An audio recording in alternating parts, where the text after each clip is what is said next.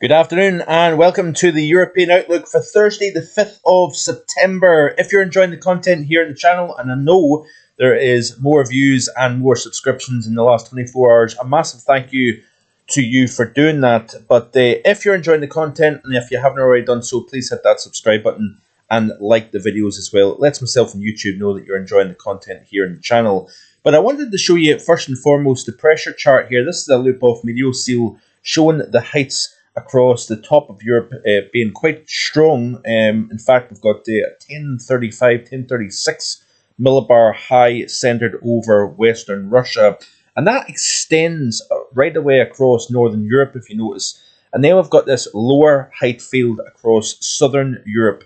And what's happening is, as these heights are building across not only the north of Europe, but also the north of the UK, we're seeing the low pressure kind of congregate and become cut off from the main flow to the north due to this orientation. This is quite a relatively common occurrence both during springtime and also during the autumn time as well. So it's not an overly unusual situation going on at the moment here, but what it is doing is providing a very distinct contrast over both Northern Europe but also across the Northern UK. Speaking of the Northern UK, this is the current visible satellite imagery showing a rather interesting look here. You can see the clear skies here to the west of the British Isles, and we've got the cloudier skies on the eastern side of the country here. There's the low kind of starting to become a little bit more bunched up. The air is kind of piling up in this kind of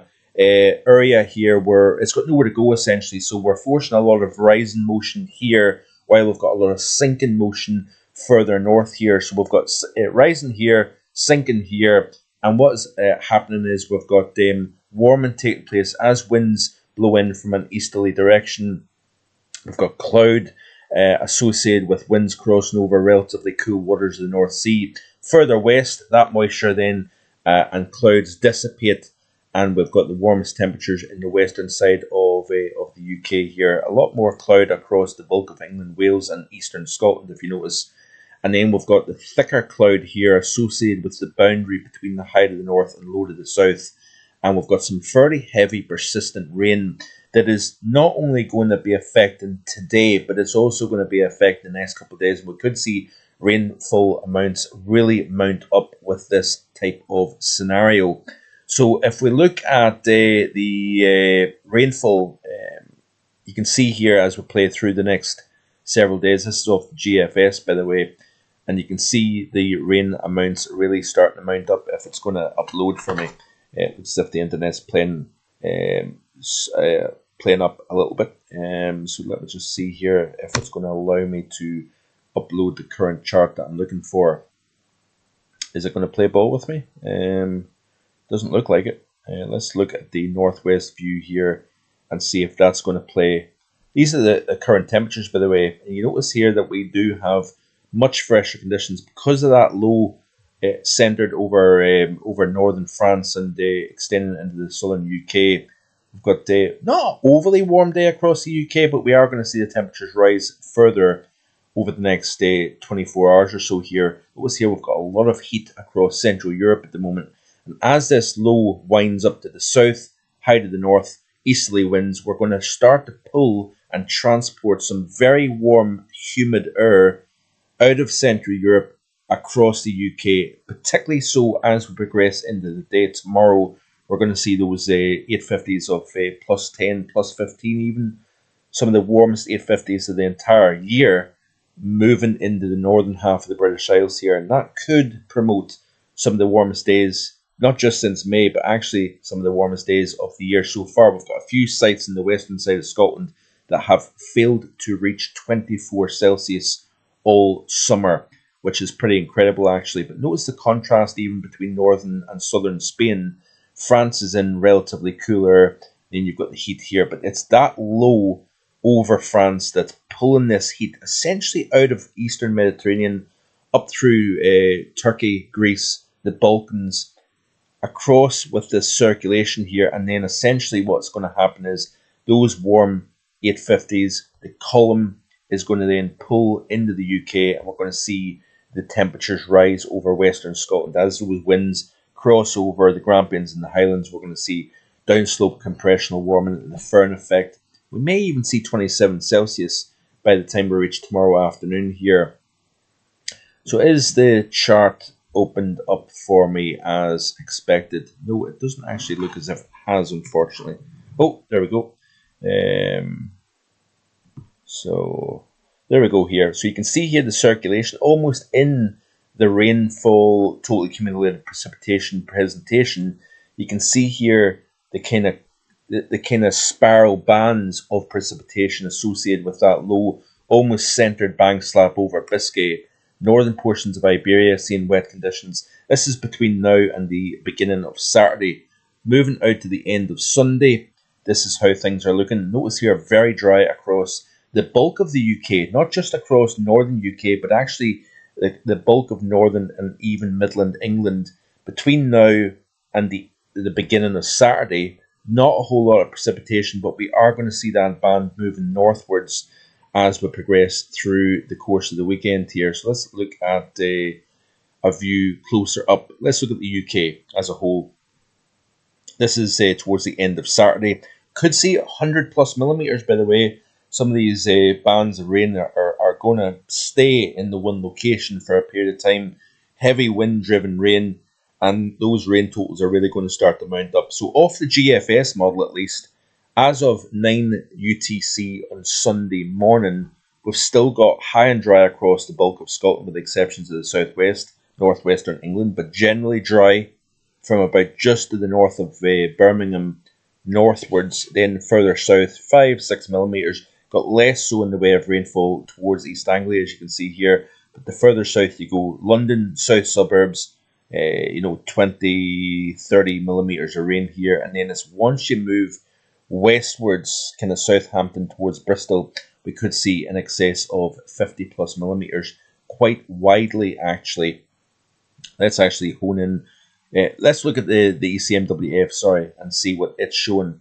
So you can see this is the rainfall totals between now and midnight Saturday into Sunday.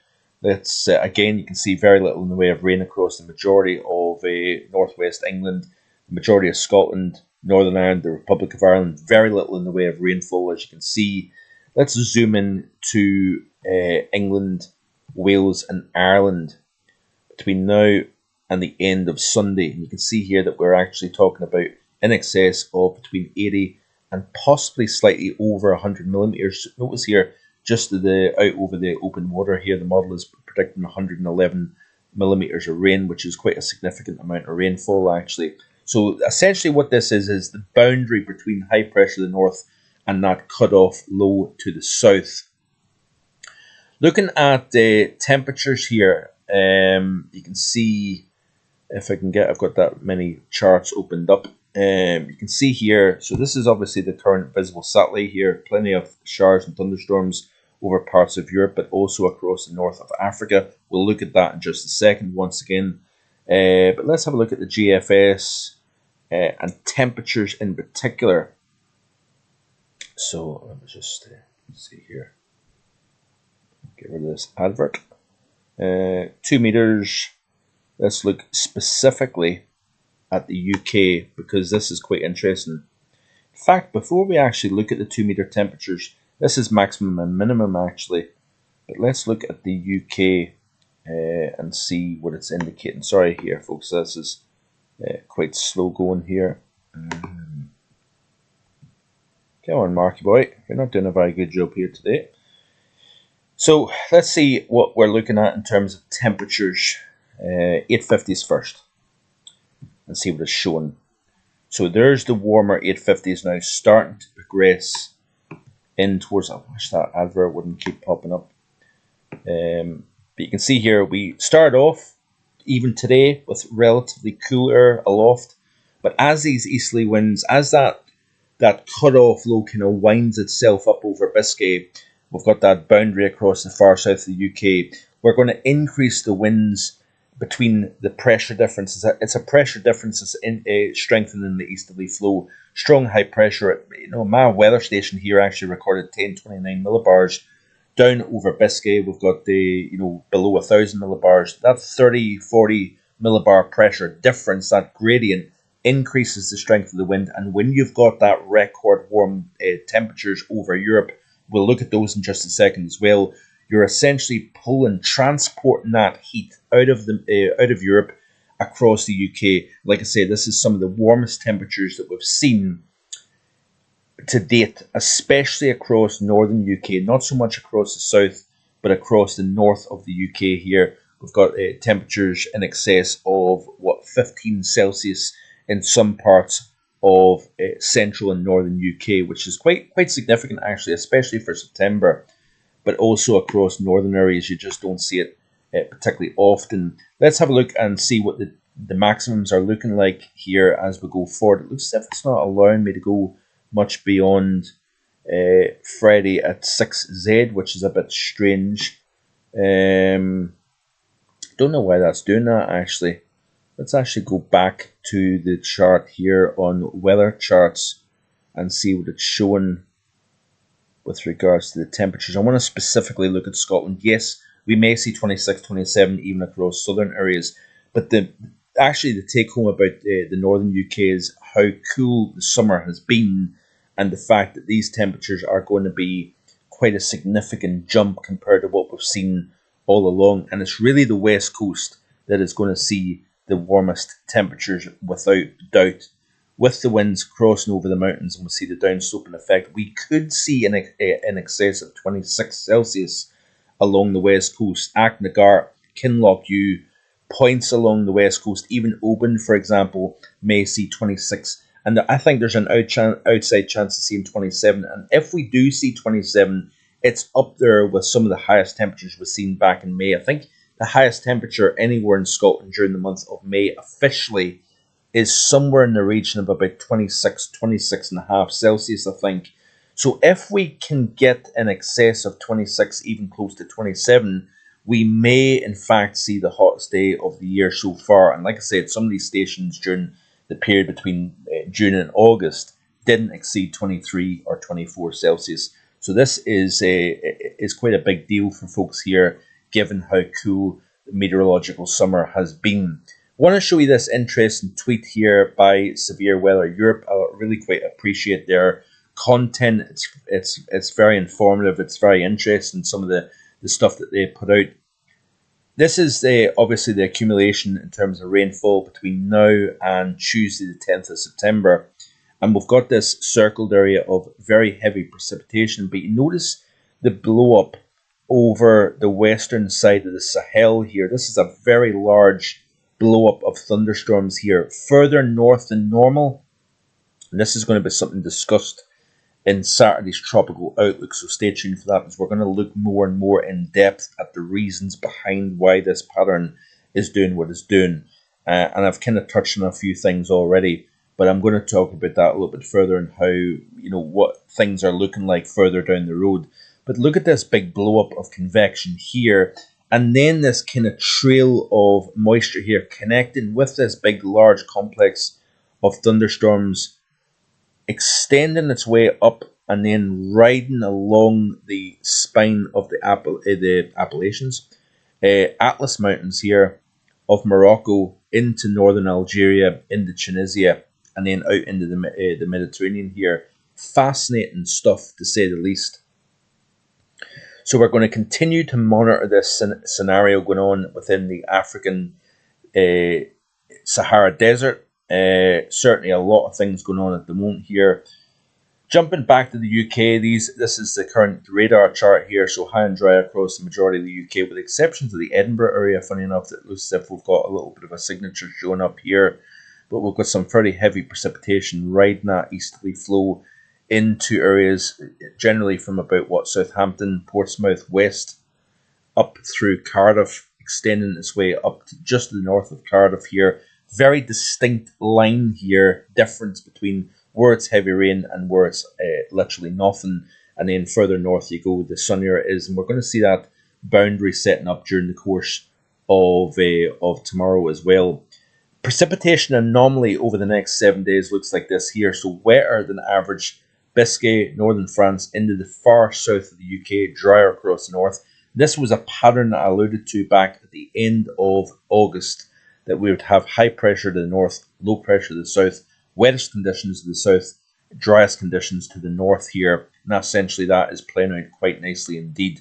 But looking specifically in Africa, and you can see here the rainfall anomaly quite notable here. Remember, this is some of the driest parts of the world. They can go years without any rainfall. They may see 1,000% of normal rainfall over the next several days here. This could create some unusual blooms, believe it or not, in parts of the Sahara also. So it'll be interesting to see some photographs coming out of parts of northwestern Africa with regards to perhaps some blooming, some plants just all of a sudden flowering due to that moisture that typically doesn't occur. So this is off the GFS ensemble here. You can see the rainfall extending its way all the way up towards the Mediterranean here over the next 7 days. Looking at the 8 to 14 day, as it's showing, so it's actually drying out in the 8 to 14 day, and this is something that we may need to watch with regards to the tropics and activity increasing as we start to congregate the area of convection and convergence further south down towards where it should be. That may start to see things liven up once again. In terms of the Manjulian oscillation, let's have a quick look at that and see what it's showing. So this is off the ensemble, but let's look at the upper level vorticity and see what it's showing here. So at the moment, we've got essentially a phase 4-5 with convection extending from parts of Southeast Asia into the Western Pacific. We've got a large scale sinking over the Americas and over the Atlantic Basin here at the moment here. And as we continue to play through, it doesn't look as if there's a huge amount of change with regards to that. Wanted to show you the anomalies here with regards to Europe. Very distinct contrasts over Europe. Let's look at the GFS model here specifically, and I want to show you this. This is pretty interesting actually, when you look at just how above average it is. In some areas, below average in other areas. There's that strong high to the north. There's that cut-off low. And when you look at the temperature anomalies, there is some quite stark anomalies showing up, especially as we progress over the next few days here. So underneath that low, it is unusually cool. So this is for Thursday afternoon. Not a huge amount of difference. We've got slightly below average actually across much of England and Wales, parts of northern and western parts of Scotland. With that easterly flow, we're seeing the warmer temperatures. But look at across France, look at across Iberia. But then you look at this very sharp divide here, this boundary separating two very distinct air masses. Atlantic freshness underneath this cut-off low, hot continental humid conditions just to the east of that boundary here. So France, along the border between France and Germany, you can see that line there. Temperatures 10 plus Celsius above average. We've got maybe 5, 6, 8 Celsius below average. Moving into the day tomorrow, look at the UK and especially the northern UK at 12Z. And you can see here that line there, but the heat has essentially been drawn out of Europe into the UK, but particularly so northern and western UK, we're going to see the hottest conditions. But down at even between, say, Norwich and Birmingham, we may see a corridor of 25, 26 Celsius, maybe even 27 actually, matching some of the temperatures that we're going to see in the western side of Scotland during Friday afternoon. So this is quite an interesting scenario, but this general omega block type pattern isn't overly unusual, if I'm being honest with you, for the time of the year. We do see these in spring and as well as that the autumn season. Very, very briefly, let's look at the temperatures over the next 5 days of the GFS ensemble. So upcoming 5 days, warmer than average, but this is what we've been highlighting here on the channel for some time. Look at the 6 to 10 of the GFS. With high pressure building to the west and northwest, we could see the first intrusion of early season Arctic air into the UK and Ireland. We're seeing that across North America, and then we're going to see that next week across the UK and Western Europe here. And this could be all part of a bigger picture change that had been highlighted in yesterday's video. If you haven't already seen yesterday's video, check that out. I talk about the broad scale changes, possibly with the La Nina becoming more apparent in the East Pacific. We're starting to see the atmosphere respond, and that is possibly part of the bigger reason behind this surge of autumn into Western Europe here. Then as we move into the 11 to 15 day, we actually lose that cool once again. So we're going to recover. It's not going to linger. It's not going to stay for a period of time. It's going to be one shot of cold air into the pattern. Could actually go from +9 Celsius above average tomorrow to perhaps 5 or 6 Celsius below average come early and mid next week here. So we're going to see this seesaw. But it's a transition month, and this is not overly unusual.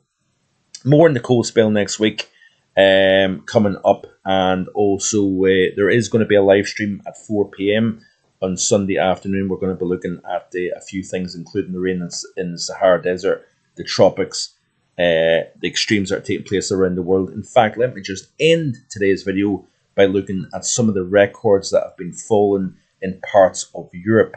So obviously the source region of the heat that is now starting to spread westwards over the UK did come from Central Europe, and we did see some records fallen. For example, we've seen in Denmark, and some of the nights, by the way, coming up could be some of the warmest of the year, so as much as daytime temperatures. National records for the warmest September night in Denmark and Finland. A nighttime low in Ron, probably the wrong pronunciation, but 21.7. The temperature didn't drop below 21.7. In Finland, 19.5. Warmest September night on record for both Finland and Denmark. We did also see some remarkable warmth, temperatures well into the 30s in parts of Germany. That's the case today. And 31.1 Celsius was recorded in this location in Sweden. New September national record. Previous record, it beat by 2 Celsius. And also in Denmark, we've seen the highest temperature. So as much as we've seen the warmest night, we've also seen the warmest day. 30 Celsius recorded at Rhone, same place as it recorded the warmest night. Highest September temperature in the country in more than 70 years. And this heat, thanks to the low cutting off, the building of the high easterly winds, we're going to transport some of that heat into the UK over the next 24 hours. It'll be interesting to see actually how warm it gets tomorrow afternoon, and then how warm it stays tomorrow night. So plenty of reason to stick around, and we'll keep an eye closely on that. Enjoy the rest of your day. I think I've spoken long enough. Like, share, and subscribe. See you tomorrow. Bye for now.